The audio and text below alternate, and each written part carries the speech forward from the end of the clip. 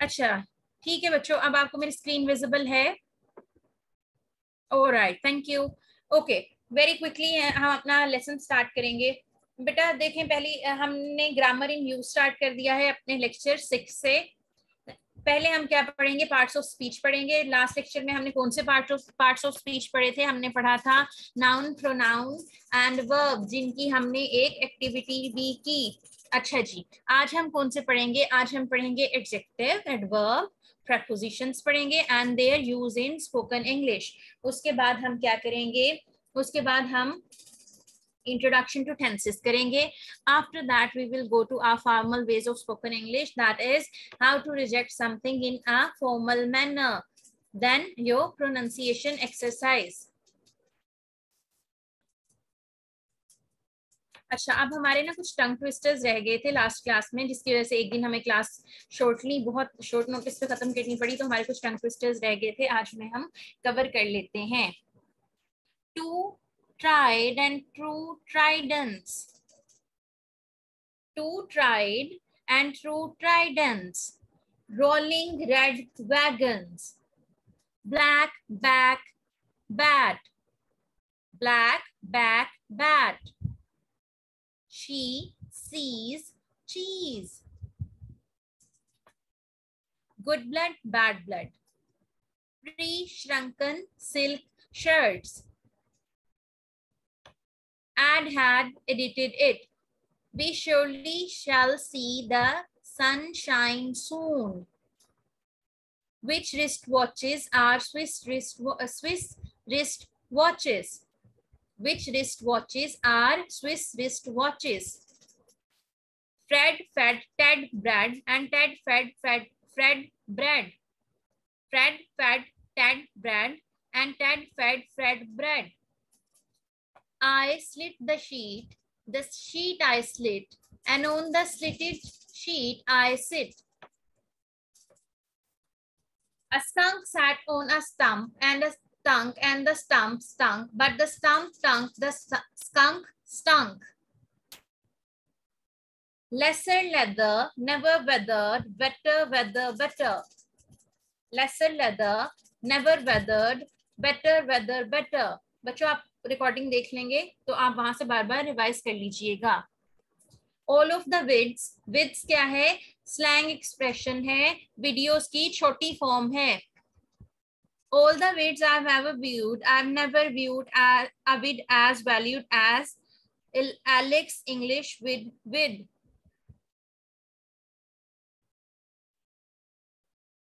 अच्छा जी, अब हम नेक्स्ट थिंग शुरू करते हैं, that are tenses.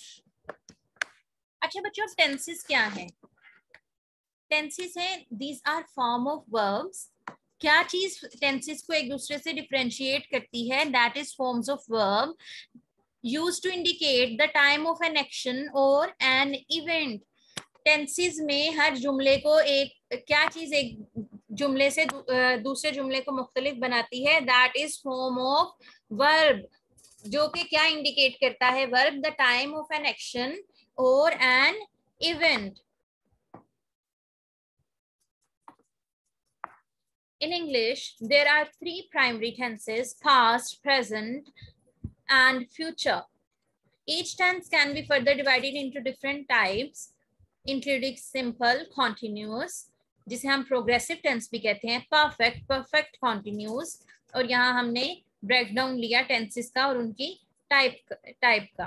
Present tense क्या है? जो चीज मौजूदा वक्त में हो रही है, दैट इज प्रेजेंट टेंस. अब सिंपल प्रेजेंट क्या है? सिंपल प्रेजेंट एक ऐसा एक्शन है दैट्स हैपनिंग रेगुलरली, और जर्नल ट्रूथ्स जो कि बार बार हो रहा है, या जो जर्नल ट्रूथ्स हैं वो क्या है? वो सिंपल प्रेजेंट टेंस है. Then present continuous describes action in the progress at the moment of speaking. अब मैं आपसे बात कर रही हूँ, I am teaching class of spoken English. ये क्या होगा? प्रेजेंट कंटिन्यूस टेंस है. क्यों? क्योंकि हम लोग एक एक्शन जो कि प्रोग्रेस में है उसके बारे में बात कर रहे हैं. Then present perfect describes action that occurred before, now, but are still relevant. आप प्रेजेंट परफेक्ट क्या है, वो ऐसे एक्शंस के बारे में बात कर रहा है जो पहले हो चुके हैं, लेकिन जो चीज अब हो रही है वो उससे रेलिवेंट है। Then present perfect continuous describes action that started in the past and continue up to the present. एक परफेक्ट कॉन्टिन्यूस क्या है, इनकी एग्जांपल्स हम जब डिटेल में टेंसेस को पढ़ेंगे ना एक एक टाइप को, तो फिर साथ साथ हम सारी चीजें कवर अप करेंगे, इनमें क्या क्या चीजें लगती हैं एक्सेट्रा एक्सेट्रा। ठीक है। प्रेजेंट परफेक्ट कॉन्टिन्यूस के कौन से टेंसेस हैं कि एक काम जो कि पास्ट में हो रहा था और वो अब तक कंटिन्यू है टिल प्रेजेंट। देन आ जाता है पास्ट टेंस, ऐसी चीजें जो माजी में हुई हों, उन्हें इंडिकेट कौन सा टेंस करता है मेरा बेटा, उन्हें इंडिकेट करता है past tense. Okay. Simple past describes completed actions in the past। Simple past जो है वो हमें बताएगा ऐसी चीजों के बारे में जो पास्ट में हो चुकी है।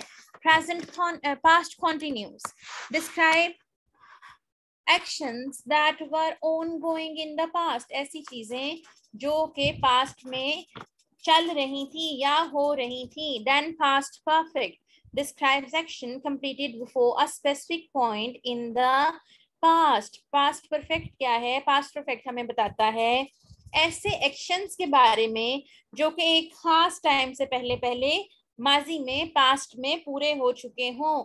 Then past perfect continuous describes ongoing action that were completed before a specific point in the past। अब पास्ट परफेक्ट और पास्ट परफेक्ट कॉन्टिन्यूस में क्या डिफरेंस है। पास्ट परफेक्ट ये है कि ऐसे काम जो कि एक कॉन्टिन्यूस एक पॉइंट पर पास्ट में हो गए और हो के खत्म हो गए, और पास्ट परफेक्ट कॉन्टिन्यूस क्या है जो कि ऑनगोइंग एक्शन थे लेकिन वो पास्ट में एक पॉइंट पे आके खत्म हो चुके हैं, रुक चुके हैं। ठीक है। Then future tense. Okay, future tense अब क्या है, ऐसी चीज जो कि मुस्तकबल के बारे में बात करती हो। Simple future describes action that will happen in the future। I'll take the class, ये सिंपल फ्यूचर टेंस है। Future continuous describes action that will be ongoing in the future। I'll be teach you this class और I'll teach you this course। एक के मैं आपको एक course या I will continuously teach you this course।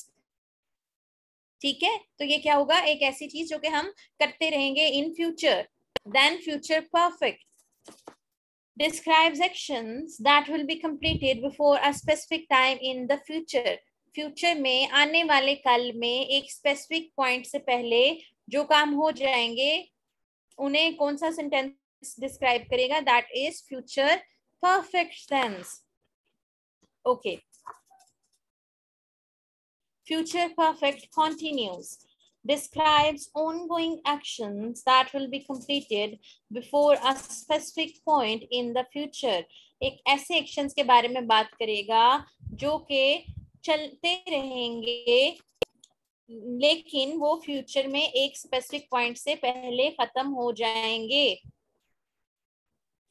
अब वो कहता है टेंसेस का यूज क्या होता है। टेंसेस का यूज होता है to express different aspects of action और द इवेंट। किसी इवेंट की डिफरेंट एस्पेक्ट्स के बारे में, कब कब किस किस सेटिंग में किस वर्ब की फॉर्म में वो परफॉर्म हुआ, उसके बारे में हमें टेंस बताते हैं। अब वो कहता है कि they are some other form of verbs. Infinitive हैं जिसमें इम्पेरेटिव हैं और कंडीशनल हैं जिन्हें टेंस की टाइप कंसिडर नहीं किया जाता लेकिन उनके ओन स्पेसिफिक फंक्शन है। ये जब हम फ्यूचर टेंस पढ़ेंगे तो उसके साथ हम इस चीज को भी पढ़ेंगे। ठीक है बच्चों। देन अब हम मूव कर जाते हैं एडजेक्टिव्स पर। आज का लेक्चर बहुत आसान है। आज हमें क्या पढ़ना है, effective use of adjective, adverb, preposition in spoken English. सारी चीजें ही आसान है, कोई चीज भी आज के लेक्चर में मुश्किल ही नहीं। Number 1 is adjective. अब एडजेक्टिव्स क्या हैं।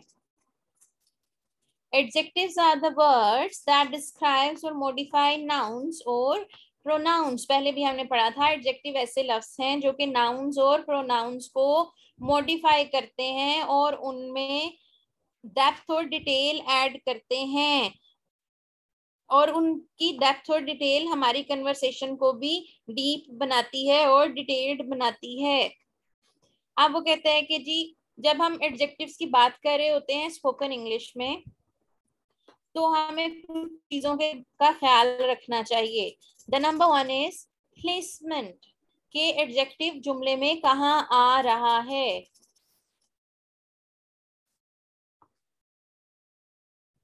Adjective usually come before the noun, they modify. वो कहता है कि एडजेक्टिव यूजुअली, वो कौन, यानी जो ग्रामर बनाने वाला बंदा है, वो कहता है कि एडजेक्टिव नाउन से पहले आते हैं। For example a beautiful flower, an interesting book. अब ब्यूटीफुल जो है that is an adjective, interesting जो है दैट इज एन एडजेक्टिव, तो वो नाउन से पहले आया है।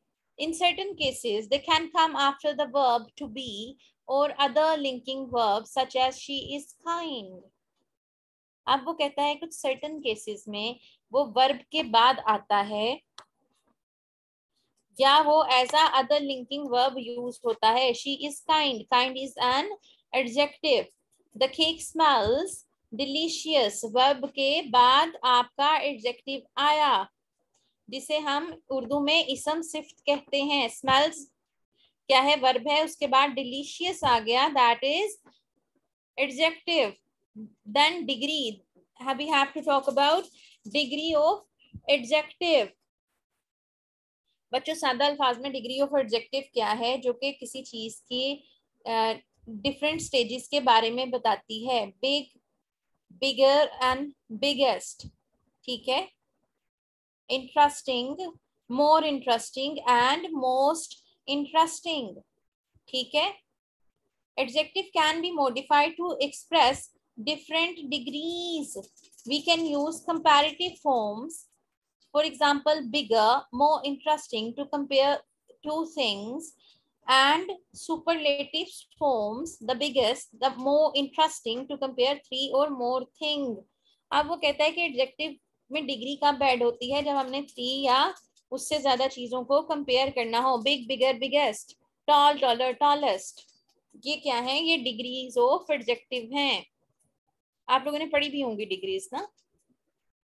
अच्छा जी, अगली चीज क्या है, अगली चीज एडजेक्टिव क्या ऐड करता है हमारी कन्वर्सेशन में, वो ऐड करता है स्पेसिफिसिटी। स्पेसिफिसिटी ऐड करता है।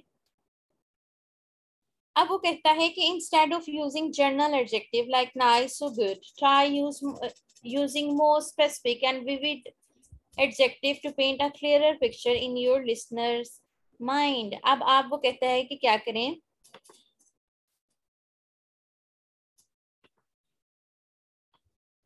कि अगर आप, जरूरी नहीं है कि कोई जनरल एडजेक्टिव यूज करें, आप क्या कर सकते हैं, कोई स्पेसिफिक और मोर स्पेसिफिक और विविड एडजेक्टिव भी यूज कर सकते हैं।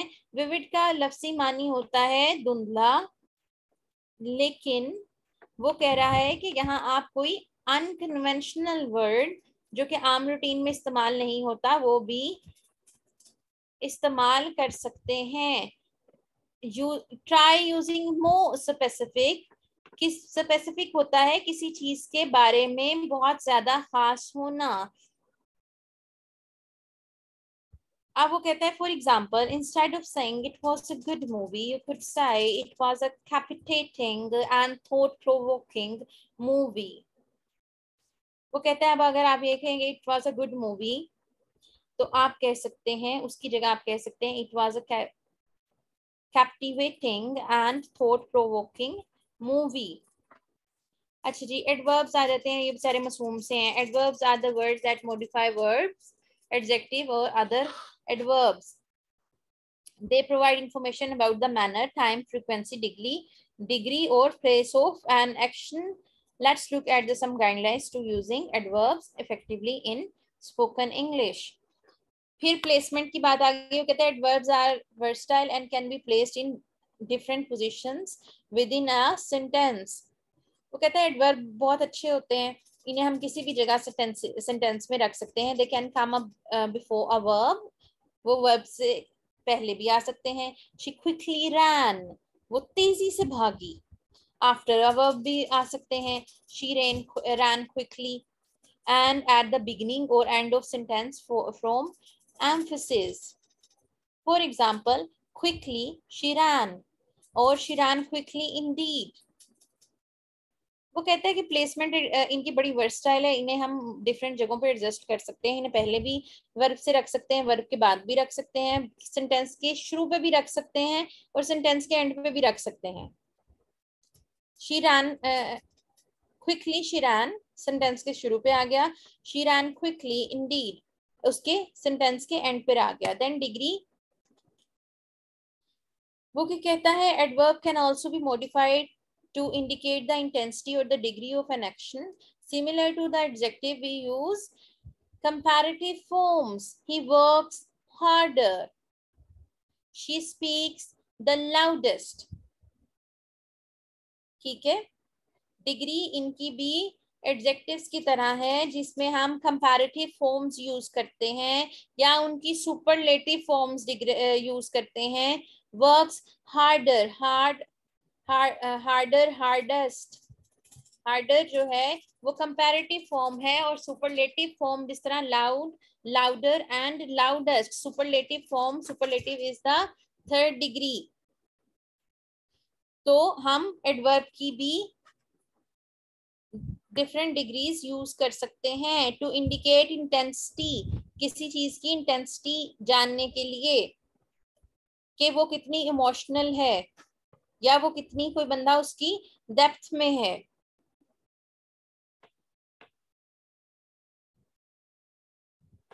Okay, then adverbs of frequency. These adverbs such as always, often, rarely are used to describe how often an action take place. अब वो कहते हैं adverbs की frequency क्या है बच्चों? frequency क्या होती है? आपने फिजिक्स में पढ़ा होगा, एफएससी में। फ्रीक्वेंसी है कि एक एक्शन कितनी दफा एक सर्टेन टाइम में परफॉर्म हो रहा है, दिस इज फ्रीक्वेंसी। तो वो कहता है कि अब एडवर्ब की फ्रीक्वेंसी, एडवर्ब जो हैं ऑलवेज, ऑफन एंड रेयरली, वो हमें क्या बताते हैं? वो हमें बताते हैं कि how often an action take place, एक एक्शन कितनी दफा परफॉर्म हुआ है। They can be placed before a main verb और after the verb to be. वो कहते हैं कि मेन वर्ब होगा तो ये उससे पहले आएंगे, लेकिन अगर टू बी लगेगा तो ये उसके बाद आएंगे। For example, I always go to the gym.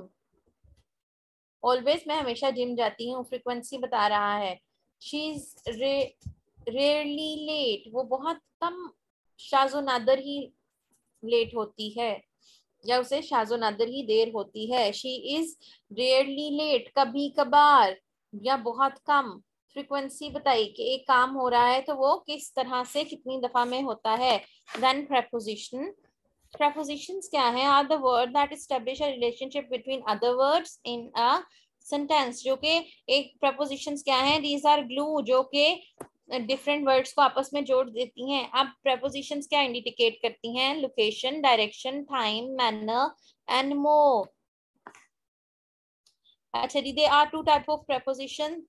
Number one, common prepositions. These are numerous prepositions in English, including in, on, at, from, to, with, and many others. For example, a cat is in the box. I am on the way.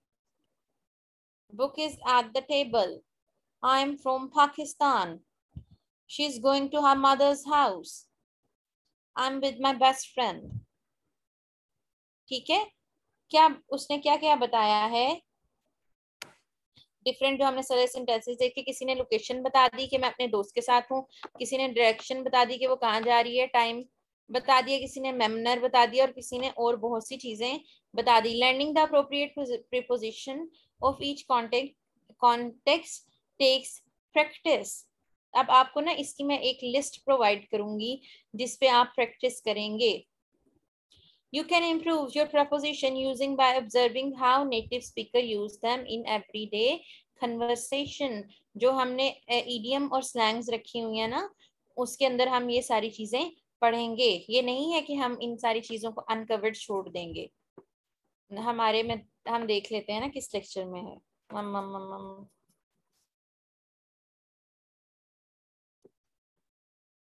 ये देखिए जी, lecture 10 में हमने इस चीज को cover किया हुआ है। हम किसी चीज को आधा अधूरा नहीं छोड़ रहे, ठीक है। इडियोमेटिक एक्सप्रेशंस क्या होते हैं? Prepositions are usually used in form of idioms that have specific meaning. For example, look forward to, get along with, take care of. Understanding these expressions will help you to sound more neutral. अब वो कहता है कि they are some idioms जिन्हें जो as a preposition भी use होते हैं. For example, look forward to, get along with, take care of. और इन्हें समझने का फायदा क्या है कि हम मजीद नेटिव स्पीकर्स की तरह लगते हैं. अच्छा जी, आज हम चीट शीट ऑफ प्रोनाउंसिएशंस पे चले जाते हैं. अगेन रिपीट करते हैं कि ये लफ्जों के, अगर ये वाले जो हमारे 4 अल्फाबेट हैं किसी लफ्ज के शुरू में आए तो हमने क्या करना है, उनके बाद एच साउंड ऐड कर देना है, आफ्टर एच साउंड ऐड कर देना है, या वो किसी चीज के मिडिल में आए तो उसके बाद हमने एच साउंड ऐड कर देना है. चीट शीट की तरफ मूव कर जाते हैं. बच्चों जो स्टार्ट कर रहे हैं, पी के बाद हमने एच साउंड ऐड करना है. For example pen, peach, piece, pencil. अब यहाँ पी और सी दोनों के बाद एच साउंड ऐड हो रहा है. यहाँ 3 जगह साउंड ऐड हो रहा है. Picture, picture, sorry, piece, pencil, picture, panther, paddle, parrot, penguin, pyjamas. अच्छा, अब ये जो है इसे आप पेपर नहीं पढ़ते, इसे आप पेपर पढ़ते हो. काली मिर्च को हम क्या कहते हैं? पेपर. Paper, pumpkin, pizza. वैसे तो ना जब जी 2 जगह आए तो का का साउंड देता है. मतलब इससे अगर हम लिंग्विस्टिक्स इस पे अप्लाई करें तो इसे कहा जाएगा पिज्जा, ठीक है. लेकिन वी विल कुछ लोग जब नई नई लिंग्विस्टिक्स पढ़ते हैं तो इसे पिज्जा कहना शुरू कर देते हैं, लेकिन हम नहीं कहेंगे. We will call it pizza. क्यों? क्योंकि ये एक लैंग्वेज देखो कॉन्टेक्स्ट के हिसाब से भी होती है कि एक लफ्ज किस जगह पे कैसा बोला जा रहा है, ठीक है. Then passport, palace, police, popcorn, paradise, paddleboard, potion, piggyback, happen, suppose, happily, apparent, purpose, upright, suspense, laptop, opportunity, opportunity नहीं है, opportunity, लैपटॉप, लैपटॉप अगेन आ गया. Capture, computer, impose. इम्पोज का मतलब होता है फोर्सफुली किसी को अपनी बात मानने पर मजबूर करना. Impose ideas on someone. Support, reputation, participate, compassion, upright, accept, disapprove. ठीक है जी, ये आपकी आज की प्रोनाउंसिएशन प्रैक्टिस हो गई. Let me share other. हो, मुझे उसे वो नहीं करने की याद गई. 1 मिनट बच्चों, से मुझे 1 मिनट दें, मैं आपको ना स्क्रीन शेयर कर रही हूँ. आज हमने पढ़ना है हाउ वी कैन रिफ्यूज और रिजेक्ट समथिंग इन पोलाइट मैनर. हम किसी चीज को किस तरह इनकार कर सकते हैं in very polite way. Formal ways of refusal या formal ways of how to say no.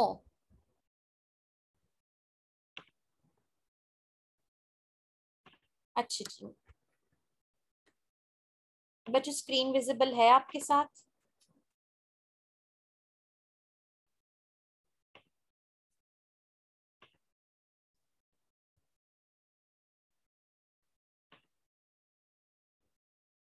Screen visible है बेटे, हो जाएगी 1-2 मिनट में हो जाएगी, ठीक है. अच्छा जी, अब वो कहते हैं कि किस तरह पोलाइटली और रिस्पेक्टफुल मैनर में हम किसी को नो कह सकते हैं।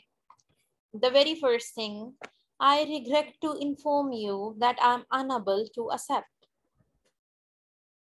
कि मैं आपको मुझे बड़ा अफसोस है कि मैं आपको ये कह रही हूँ कि मैं आपके ऊपर एक्सेप्ट नहीं कर सकती।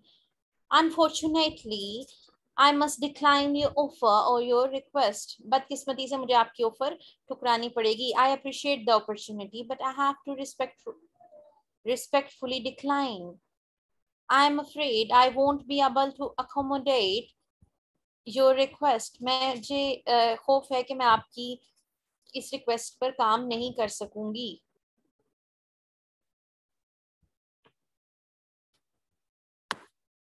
I'm sorry, but I can't agree to that. Thank you for thinking of me, but I'm unable to proceed. आपका बहुत शुक्रिया, आपने मेरे बारे में सोचा, लेकिन मैं प्लीज ऐसा नहीं कर सकती। I am sorry but I have to say no.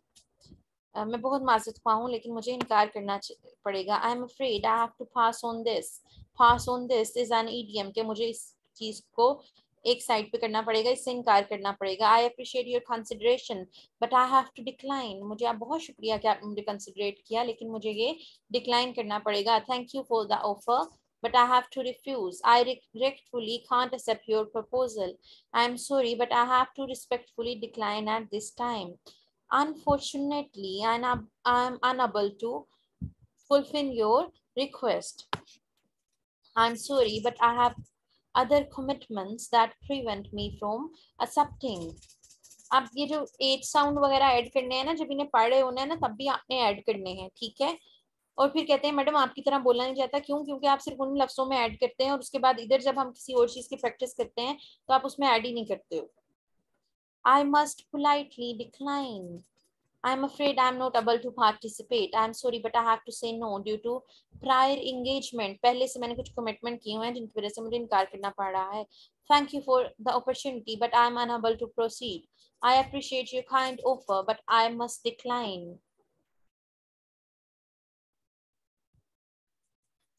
Regrettably, I have to turn down your invitation. I'm sorry, but I'm unable to accommodate your request.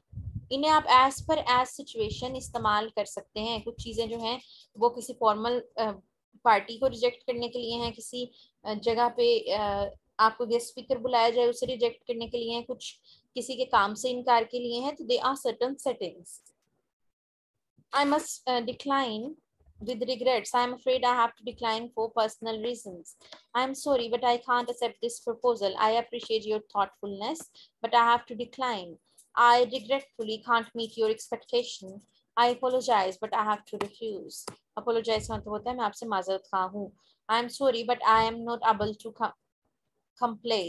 Sorry, लेकिन मैं ये काम पूरा नहीं कर सकती. I appreciate your offer, but I have to decline.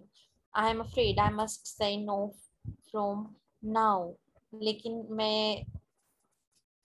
मुझे दुख है। आई एम अफ्रेड, ये नहीं कि मैं परेशान हूँ, मुझे दुख है। I must say know from for now, लेकिन इस वक्त के लिए मुझे इनकार करना पड़ेगा।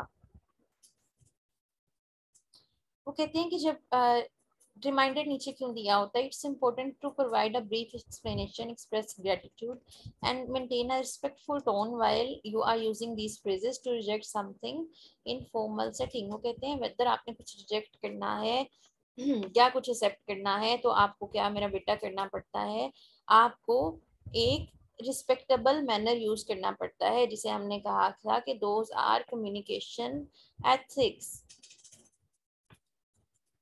ठीक है, this is all for today. आज आप लोगों को बस ये पी वाली मैं ना लेक्चर से फ्री होके भेजूंगी, तो आप लोगों ने इसे पूरा कर लेना है, इसकी प्रैक्टिस करके मुझे ग्रुप में भेज देनी है, ठीक है। मीनवाइल जिनका कल का काम रह गया है वो सबमिट कराएंगे। हाँ जी, आपके क्वेश्चंस मैं देख लेती हूँ।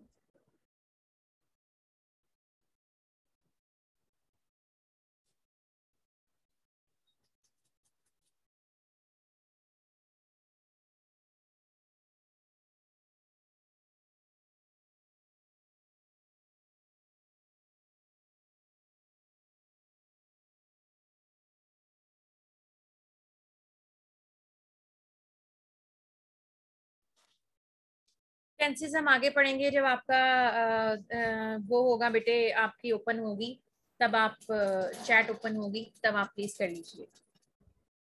Okay, thank you ma'am, I am gonna and the class. Thank you.